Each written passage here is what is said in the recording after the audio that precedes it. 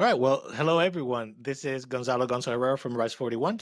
And today I'm going to try something a little bit different. I am going to tell you the story of why and how Rise 41 exists, what the purpose is, where it came from, in case you're interested. So it's a very personal story. So first, let's start with when I was 17. I grew up in San Juan, Puerto Rico. For those of you who may be interested, and basically there was unfortunately, a home invasion at our apartment when I was 17, where my sister and I were both victims of gun violence. My mom was traumatized by the situation also, but thankfully, even though my sister and I both were shot, she came out okay, better than I did, thankfully. In my case, I lost a kidney. I was in trauma surgery for 14 hours for about a week. They didn't know if I was going to make it or not. But bullet punched a hole through the vena cava, which apparently is a vein that goes to your heart. It was, well, basically, it's a miracle that I'm here talking to you. So that experience, needless to say, at a young age was fairly traumatizing. But this is the 80s, it's not like we did therapy or we did anything back then. When it comes to that, it took a while to recover. I was in the hospital for a total, I think, of 7 weeks, and basically an entire year to like physically kind of get back to where I was. So what ended up happening, I think, was that surviving that event gave me a feeling when you're 17 and you don't process all this trauma and all this stuff. And I'm not using it as an excuse, but I think it's definitely an event that had an impact.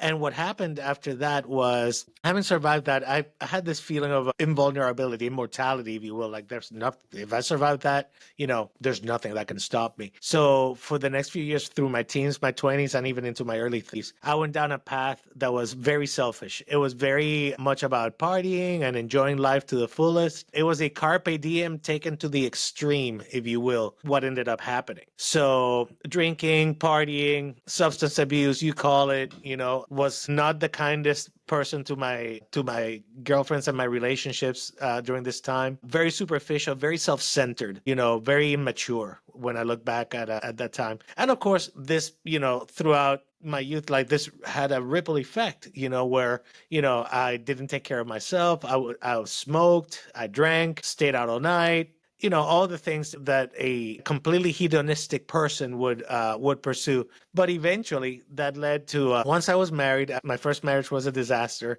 I was not ready for that. And thankfully, I don't think she was either. So, thankfully it was short lived. But I eventually did meet my now wife. God bless her. And at the time, I was still completely very unevolved. I could tell I was trying. I was trying to become a family man and a more serious person, but I just didn't have it all there. All that trauma and all these experiences were still there. I was still in a very selfish, terrible place, honestly, with substance abuse and alcoholism and so forth. So I was very functional, I had a very successful career as a professional. Outwardly, everything seemed okay. You couldn't tell, really, unless you knew me very well, that something was wrong. But eventually, as these things happen, if you don't address them, they escalate, they get worse, right? They fester. And eventually I hit my moment of my rock bottom, my moment where, like, I knew that my wife was going to leave me, rightly, if I didn't change. She didn't give me an ultimatum. I just knew, I just knew that she was ready, and I had to make that choice. And a friend of mine at the time told me, well, you need to get busy living, or you need to get busy dying at this point. And that hit me like a thunderbolt, and it just changed everything. It was one of those things of like, okay, I'm going to get busy living. I choose life. I actively choose to change who I am and what I am and how I do what I do. So that was about 8 years ago. And this is not easy to share, by the way, but I guess confession is good for the soul. But long story short, that's when I joined a 12-step program, Alcoholics Anonymous. I did AA and definitely started to put my life back together little by little. At this point, I was extremely overweight, out of shape. My blood markers, my medical stuff I was actually fortunate, relatively healthy given the abuse that I had put my body through all those years. But I quit smoking, and then I quit drinking and substance abuse overall. And then I decided, okay, now it's time to also work on the mind and the body. So I started the journey where I am now.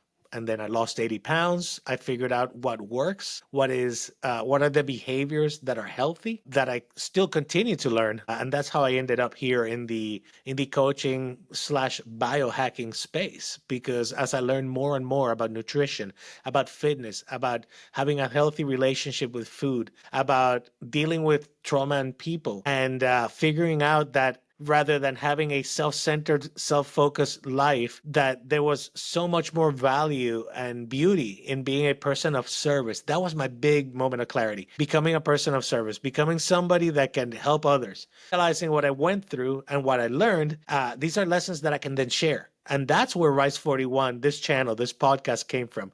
The idea of optimization and success, the idea of how do we as human beings, what can we do? What are the practices? What are the beliefs? What are the behaviors that we can learn and use in order to improve and be better people to serve others every single day as we go forward? How can I get better as a human being, which in turn will allow me to serve other people better, who in turn will become better people, hopefully, right? And then they'll serve other people better. And it becomes this positive feedback loop of good things for everybody, of positivity and growth. So yeah, it sounds like an absolute cliche, right? Like, oh man, you found God or Jesus or whatever, and it's not really that, but it definitely helps purify your purpose when you look at it that way. When your purpose is not being selfish, your purpose is not just serving yourself, but the act of helping others. So, long story short, I ended up dropping 80 pounds. I am now 54 years old, in the best shape of my life by far. And I've learned quite a few things that I share here on this podcast about human optimization, about behavior, about nutrition, about fitness, about getting things done, and the mindset of success. And I'm still learning. I feel like I'm still in that apprentice stage. So this journey has also allowed me to meet and talk to some amazing people along the way. Check out the podcasts of all my guests. I've learned something from each and every single one. I've made new friends that I value a lot now.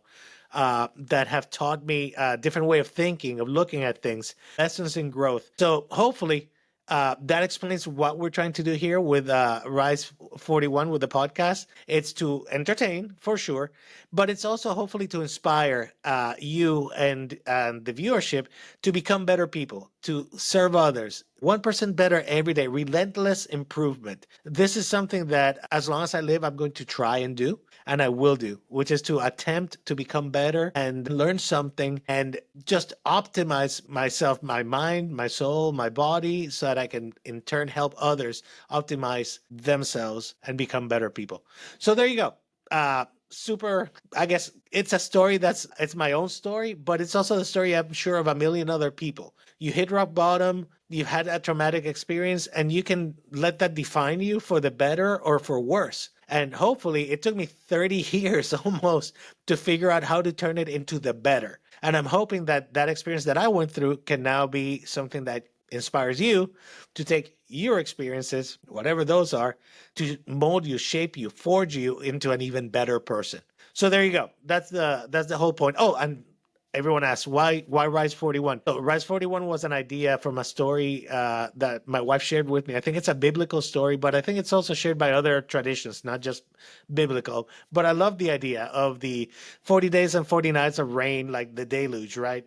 But on the 41st day, the sun came up, and that promise of the future being bright and better, no matter how much terrible thunderstorm you go through, that was fairly inspirational. So I really like the idea of that keeping that as you go through life, through things that may be difficult, things that may not be easy to navigate in the moment, you always have that mindset that no matter what, things will change if you focus, if you do your best every day, that sun will shine. It will change. It will not be terrible your entire life. That promise, that mindset of the obstacle is the way, an almost stoic type belief. This is positive. This is a beautiful thing to have that hope and that mindset. And so by pursuing that relentless improvement, you're actually going to hopefully make that happen. and indeed reap that promise of the Rise 41, of the 41st day of the sun rising. So I hope that that's not super corny and terrible. Hope you find it interesting, maybe inspiring. But in any case, check out our podcast, see if you can learn something. And I hope that you take the opportunity to become a better person and to learn something like I did and I'm still doing, which is to learn, evolve, and continue to become better and better. 1% every single day, a little bit better. So, all right. So I thank you for your time. I know you spent 10 minutes listening to me ramble. You could have spent it doing something else. So I appreciate you. So if you found this information interesting, if you have comments, if you have questions, put them down in the comments, please, or email us at info@rice41.com, and I will answer any questions that you may have. And again, I hope you found this inspiring and helpful, and I hope you have a great day.